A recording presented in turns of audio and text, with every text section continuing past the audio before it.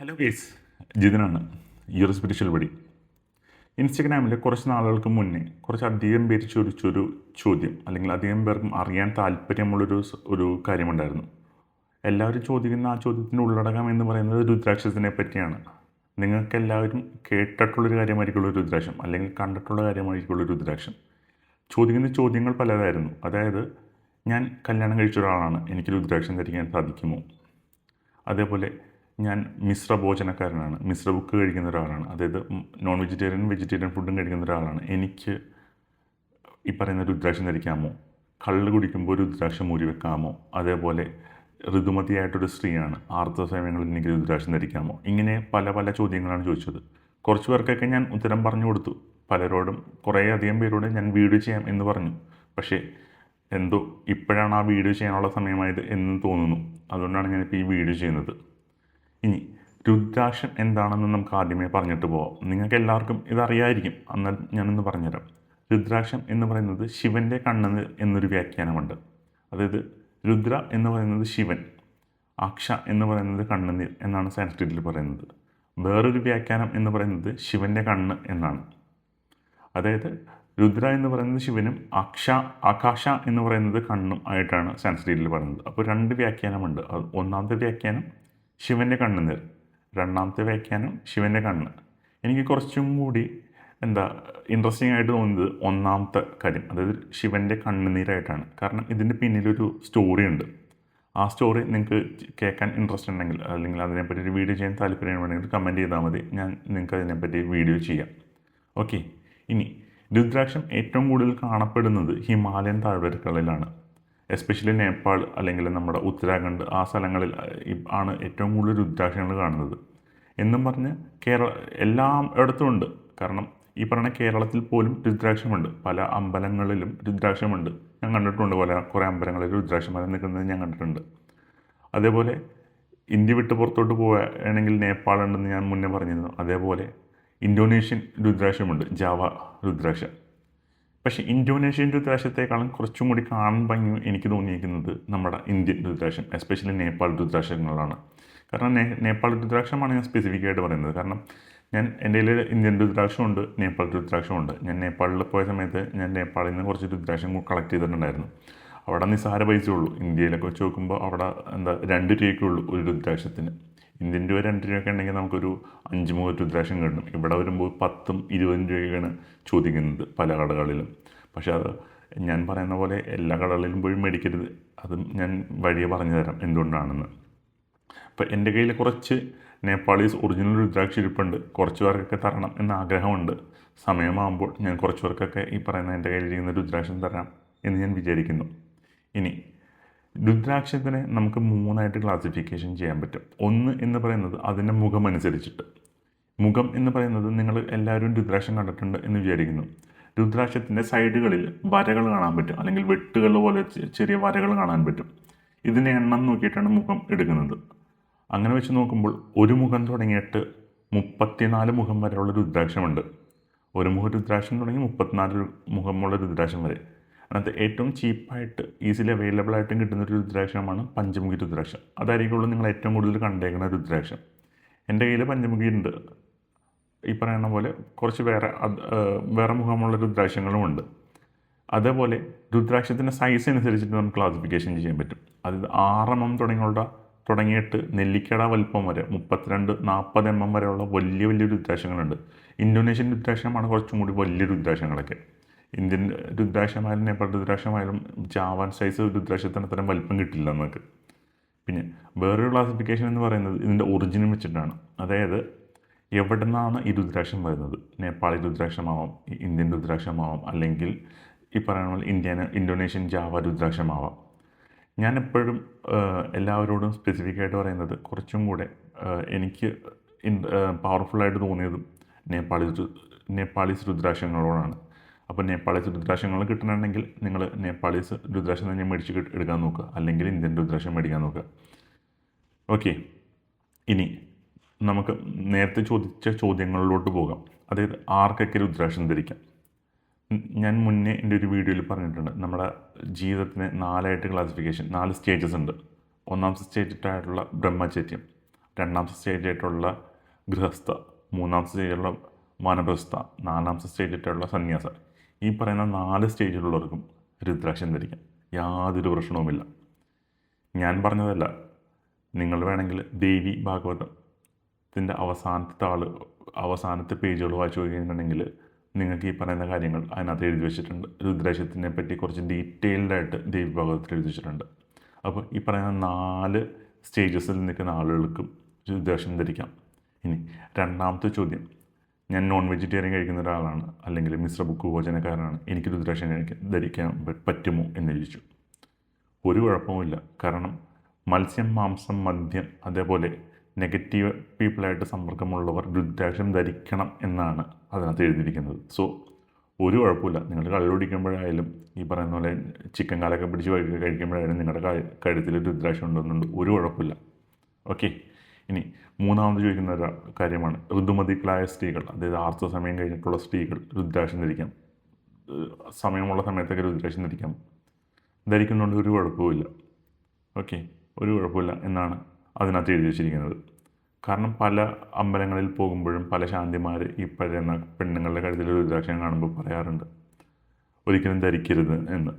പക്ഷേ എൻ്റെ ഒരു അഭിപ്രായത്തിൽ എനിക്ക് കിട്ടിയ അറിവുകളിൽ നിന്ന് ഞാൻ പറയുന്നതാണ് രുദ്രാക്ഷം ധരിക്കണം എന്നാണ്, ഒരു കുഴപ്പമില്ല. ഇനി പലരും ചോദിക്കുന്നൊരു ചോദ്യമുണ്ട്, ഏതാണ് ഞാൻ ധരിക്കേണ്ടത് രുദ്രാക്ഷം?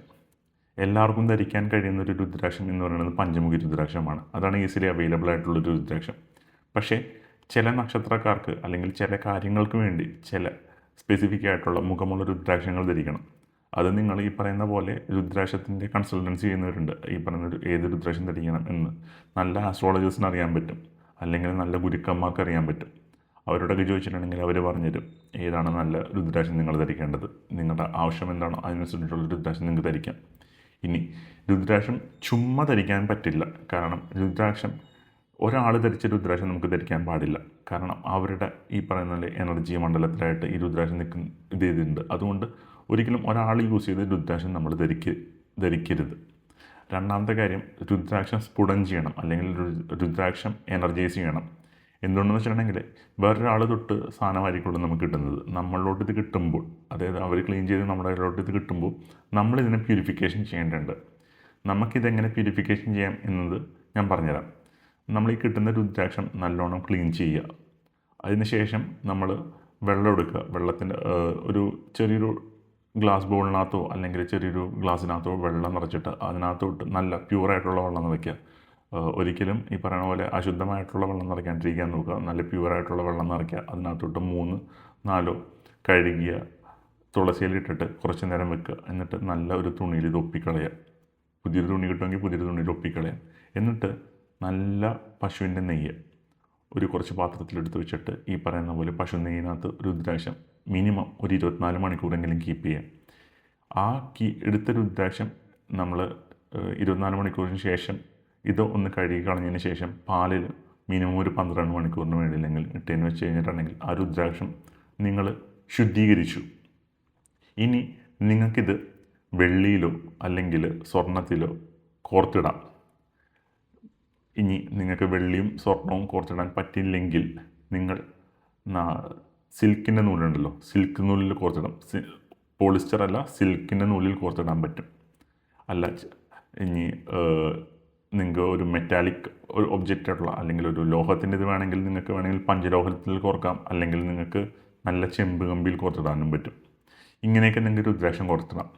ഇനി രുദ്രാക്ഷം കോർത്തിടുമ്പോൾ ഒരു രുദ്രാക്ഷമായിട്ട് ഇടുക, അല്ലെങ്കിൽ 54 അല്ലെങ്കിൽ 108 അല്ലെങ്കിൽ 27. 108 വെക്കുമ്പോൾ 108+1, അതായത് 108 ബീഡ്സും ഒരു ബിന്ദു ബീഡും. 54 ആണെങ്കിൽ 54+1, അതാകുമ്പോൾ 55 ബീഡ്സ് വരും ടോട്ടൽ. 27 ആണെങ്കിൽ 27+1, 28 ബീഡ്സ്.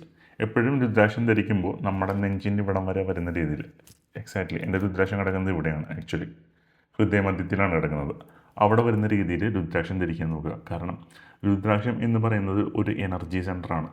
ഞാൻ എൻ്റെ മുന്നത്തെ വീഡിയോകളിലൊക്കെ പറയുന്നുണ്ട്, എല്ലാ ഒബ്ജക്ട്സിനും ഒരു ഓസിലേറ്റിംഗ് അല്ലെങ്കിൽ ഒരു റെസൊനേറ്റിംഗ് ഫ്രീക്വൻസി ഉണ്ട്. രുദ്രാക്ഷത്തിൻ്റെ ഫ്രീക്വൻസി മനുഷ്യ ഫ്രീക്വൻസിനേക്കാളും 10 മടങ്ങ് ഇരട്ടിയാണ് ഇതിൻ്റെ ഫ്രീക്വൻസി. സോ രുദ്രാക്ഷം നമുക്ക് ഈ പറയുന്ന പോലെ ധരിക്കാം. അതായത് ബ്രാഹ്മണൻ തുടങ്ങി ശൂദ്രൻ വരെ ആർക്ക് വേണമെങ്കിലും രുദ്രാക്ഷം ധരിക്കാം എന്നാണ് അതിനകത്ത് എഴുതി വെച്ചിരിക്കുന്നത്. ധരിക്കാം അല്ല, ധരിക്കണം എന്നാണ് ദേവി ഭാഗവതത്തിൽ എഴുതിയിരിക്കുന്നത്. പക്ഷേ നമ്മളൊക്കെ ധരിക്കണമെങ്കിൽ ഈ പറയണല്ലേ, കല്യാണം കഴിച്ചിട്ടൊക്കെ ധരിക്കണമെങ്കിൽ പറയും ഇപ്പോഴേ തന്നെ രുദ്രാക്ഷം ധരിച്ചിട്ട് കാശിക്ക് പോകണേണോ എന്ന് പലരും നമ്മളെ പുച്ഛിക്കും. ഈവൻ എൻ്റെ വീട്ടുകാർ എന്നെ പുച്ഛിക്കാറുണ്ട് ചില സമയങ്ങളിലൊക്കെ രുദ്രാക്ഷം ധരിച്ചിട്ട്. പക്ഷേ ഞാനതൊന്നും മൈൻഡ് ചെയ്യുന്നില്ല. എനിക്ക് അതിൻ്റെ കാര്യങ്ങളറിയാം, എനിക്ക് എൻ്റെ പവർ അറിയാം. അതുകൊണ്ട് ഞാൻ രുദ്രാക്ഷം ധരിച്ചു പോകുന്നു. എൻ്റെ കഴുത്തിലുണ്ട് രുദ്രാക്ഷം, കണ്ടില്ലേ? എൻ്റെ കഴുത്തിൽ കിടക്കണം. ഞാൻ വെള്ളിയിലാണ് കെട്ടിച്ചിട്ടേക്കണം. സ്വർണ്ണത്തിലൊക്കെ കെട്ടിക്കണം ആഗ്രഹമുണ്ട്. പക്ഷേ പൈസ കിട്ടുമ്പോൾ എപ്പോഴെങ്കിലും നമുക്ക് സ്വർണ്ണത്തിൽ കെട്ടിക്കാം എന്ന് ഞാൻ വിചാരിക്കുന്നു. ഇതാണ് രുദ്രാക്ഷത്തിനെ പറ്റി. ഇനി രുദ്രാക്ഷം നമുക്ക് ഈ പറയുന്ന പോലെ ഋതുമതികളായ സ്ത്രീകൾ രുദ്രാക്ഷം ധരിക്കാമോ എന്ന് വെച്ചിട്ടുണ്ടെങ്കിൽ ഡെഫിനറ്റ്ലി രുദ്രാക്ഷം ധരിക്കാം, ഒരു കുഴപ്പമില്ല. പക്ഷേ അപ്പം നിങ്ങൾ ചോദിക്കും, നമ്മൾ അശുദ്ധിയാവുന്നുണ്ടല്ലോ ആ സമയങ്ങളിൽ, അപ്പോൾ രുദ്രാക്ഷവും അശുദ്ധിയാവുന്നില്ലേന്ന്. ഇല്ല, ഒരിക്കലും അശുദ്ധിയാവുന്നില്ല രുദ്രാക്ഷം. ആ സമയത്ത് നിങ്ങൾക്ക് ഇനി അങ്ങനെ ഒരു തോന്നൽ വന്നു, നിങ്ങൾ അശുദ്ധിയായി കഴിഞ്ഞു, നിങ്ങളുടെ ബോഡി അശുദ്ധിയായി കഴിഞ്ഞതിന് ശേഷം രുദ്രാക്ഷം അശുദ്ധിയാവണമെങ്കിൽ നിങ്ങളതെടുത്തിട്ട് ക്ലെൻസ് ചെയ്താൽ മതി. ഇനി അങ്ങനെ ക്ലെൻസ് ചെയ്യുന്ന സമയത്ത് ഈ പറഞ്ഞ പോലെ ഒന്നേന്ന് പറഞ്ഞിട്ട് അതൊന്നും ചെയ്യേണ്ട ആവശ്യമില്ല. നിങ്ങൾ കയ്യിൽ ആ രുദ്രാക്ഷം പിടിക്കുക, എന്നിട്ട് ആ രുദ്രാക്ഷം എടുത്തിട്ട് നിങ്ങൾ കുറച്ച് നല്ല വെള്ളത്തിനകത്ത് കുറച്ച് ഈ പറയുന്ന പോലെ തുളസിയിലിട്ടിട്ട് തർപ്പണം ചെയ്യുക, ആ വെള്ളത്തിലോട്ട് കഴുകുക. എന്നിട്ട് കുറച്ച് നെയ്യ് തടവിയിട്ട് നിങ്ങൾ തിരിച്ച് ഓം നമഃ ശിവായ അല്ലെങ്കിൽ ഓം, കാരണം ഓം ശിവൻ്റെ ഒരു ഇതാണല്ലോ, അപ്പോൾ ഓംകാരമായിരിക്കുള്ളൂ ഏറ്റവും ബെറ്റർ എന്ന് ഞാൻ പറയുന്നത്. അത് ചൊല്ലിയിട്ട് തിരിച്ച് കഴുത്തിലിടാം എന്നേ പറയുന്നുള്ളൂ. പിന്നെ വേറൊരു കാര്യമുണ്ട്, ഉറങ്ങണ സമയത്ത് രുദ്രാക്ഷം ഊരി വെച്ചിട്ട് കിടന്നുറങ്ങണമെന്ന് അല്ല. കുളിക്കണ സമയത്ത് പരമാവധി ഹാർഷായിട്ടുള്ള സോപ്പുകളൊന്നും യൂസ് ചെയ്യാണ്ടിരിക്കാൻ നോക്കുക. കാരണം ഇതൊരു ഓർഗാനിക് സബ്സ്റ്റൻസ് ആണ്. അപ്പോൾ ഹാർഷായിട്ടുള്ള കെമിക്കൽസൊക്കെ വരുമ്പോൾ ഇതിന് ചിലപ്പോൾ വിള്ളലൊക്കെ വരാൻ ചാൻസ് ഉണ്ട്. അപ്പോൾ കുളിക്കണ സമയങ്ങളിൽ നമ്മൾ സോപ്പ് അധികം ഇതുമ്മ പുരട്ടാണ്ട് ഇരിക്കാൻ നോക്കുക.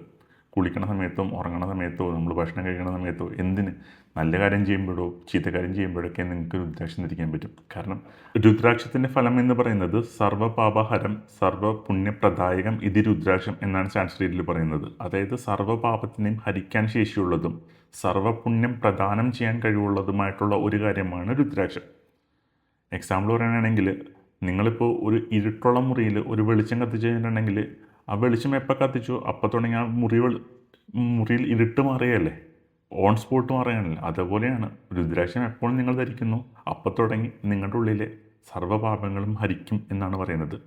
ഇതിന് പുറകിൽ വേറൊരു കഥയും കൂടിയുണ്ട്. അതൊരു ഭയങ്കര കൊടിയ പാപം ചെയ്തൊരാൾ കഴുത്തിൽ രുദ്രാക്ഷം ഇട്ടിട്ട് ശിവൻ്റെ അവിടെ പോയിരുന്ന് പ്രാർത്ഥിച്ചിട്ട് യമന് പോലും ആ മരണത്തിന് തടയാൻ പറ്റിയിട്ടില്ല എന്നാണ് പറയുന്നത്. കാരണം അത്രയ്ക്കും പവർഫുള്ളായിട്ടുള്ളൊരു കാര്യമാണ് രുദ്രാക്ഷം.